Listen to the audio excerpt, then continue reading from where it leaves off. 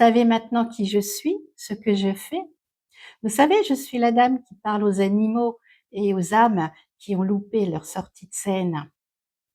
Comme promis lors de mes précédentes vidéos, je vais vous raconter des histoires qui figurent dans mon livre « Ces âmes que j'ai guidées vers la lumière ».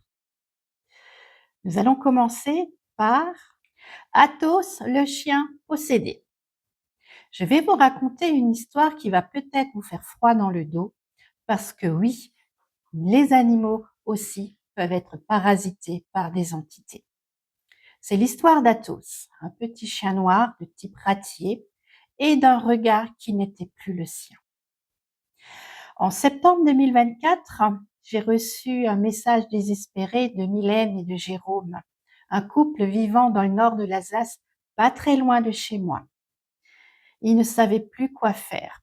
Leur chien Athos était devenu méconnaissable. Il grogne agressivement et il veut mordre toutes les personnes qui passent à côté de lui, m'a expliqué Mylène d'une voix tremblante. Et surtout, on en a peur. On ne peut plus l'approcher. On ne sait plus quoi faire.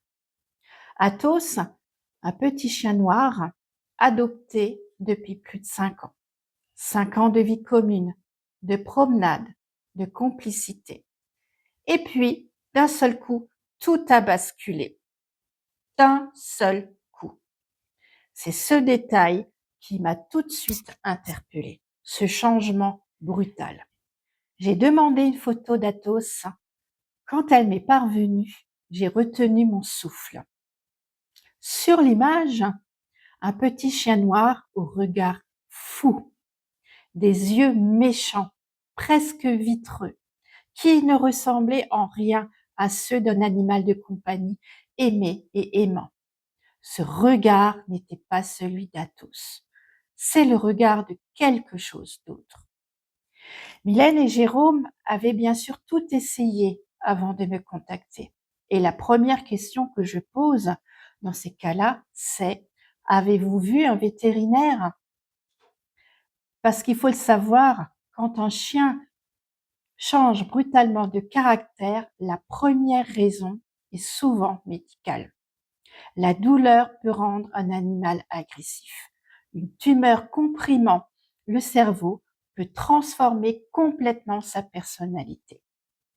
Oui, le vétérinaire n'a pas pu l'approcher. Il a failli le mordre. Il était tellement agressif. Il y a même un ostéopathe animalier qui est venu. La dame n'a même pas pu l'approcher. Athos était devenu inaccessible, même pour ceux qui l'aimaient depuis 5 ans. On ne veut pas l'abandonner, m'a confié Mylène, la voix brisée. Mais on a peur de lui, on ne sait plus comment faire pour l'aider. J'ai accepté d'intervenir. Quand ils m'ont prévenu de faire attention car Athos mordait, pensant que j'allais me déplacer, je les ai rassurés. La plupart de mes séances avec les animaux se font à distance. Pas besoin d'être physiquement présente pour travailler énergétiquement. À distance, a répété Jérôme incrédule. À distance, ne vous inquiétez pas. Je me suis installée sur mon canapé, j'ai pris la photo d'Athos devant moi et je me suis connectée à lui. Le bilan énergétique était immédiat et sans équivoque. Tout était déséquilibré, chaotique, comme si l'énergie d'Athos avait été complètement bouleversée, mise sens dessus, dessous. Et puis, je l'ai senti. Quelque chose d'autre était là, accroché au chien. Une entité malveillante.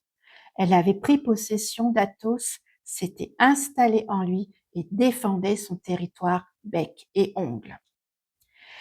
J'ai prononcé une incantation. L'entité est partie. Mais le travail ne s'arrête pas là. Pendant 1 heure complète, j'ai harmonisé entièrement le champ énergétique d'Athos.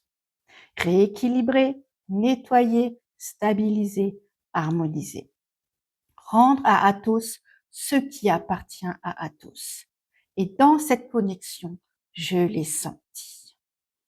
le vrai Athos, bouleversé, désorienté, perdu. C'était comme s'il avait traversé un immense désert, seul, épuisé, effrayé. Ce petit chien noir avait été prisonnier dans son propre corps, un otage. J'ai rappelé Mylène et Jérôme après la séance et je leur ai donné mes recommandations. Repartez à zéro avec lui, réintroduisez-le dans la famille avec douceur, comme si c'était un nouveau chien. Soyez patient, laissez-lui le temps de retrouver ses repères, de reconstruire la confiance. Apprivoisez-le à nouveau, tout doucement. Une semaine plus tard, j'ai pris des nouvelles. Tout revient tout doucement à la normale, m'a annoncé Mylène, avec un soulagement palpable dans la voix. Il est encore un peu méfiant, mais il ne mord plus. Il accepte tout doucement de se faire caresser. Athos revenait à lui. Pas d'un coup, ça ne fonctionne pas comme ça. Mais pas à pas, caresse après caresse, regard après regard. Cette histoire m'a rappelé une chose essentielle. Les animaux sont des êtres sensibles et vulnérables face à l'invisible. Leur monde énergétique est ouvert, perméable. Et parfois, cette ouverture peut les exposer à des présences qui ne peuvent ni comprendre ni repousser. Athos n'était pas devenu méchant. Il avait été envahi. Il y a une différence fondamentale. Si un jour votre animal change brutalement de comportement, si le vétérinaire ne trouve rien, si vous sentez que quelque chose ne va pas au-delà du physique, sachez que les séances énergétiques existent aussi pour eux. Nos compagnons à quatre pattes peuvent avoir besoin d'être rééquilibrés, nettoyés, harmonisés de temps en temps. Comme nous, parce que eux aussi portent un champ énergétique et que ce champ peut être perturbé. Athos est rentré dans sa famille, doucement, prudemment, mais sûrement.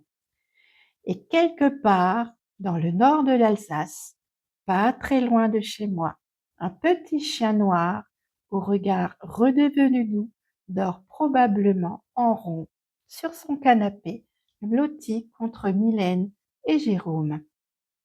Comme avant, comme il aurait toujours dû l'être.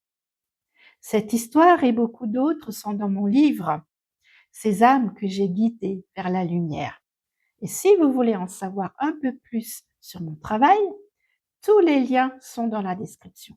En attendant, n'hésitez pas à liker, commenter, partager et surtout à vous abonnez-vous. Prenez soin de vous et de vos compagnons à quatre pattes. À bientôt!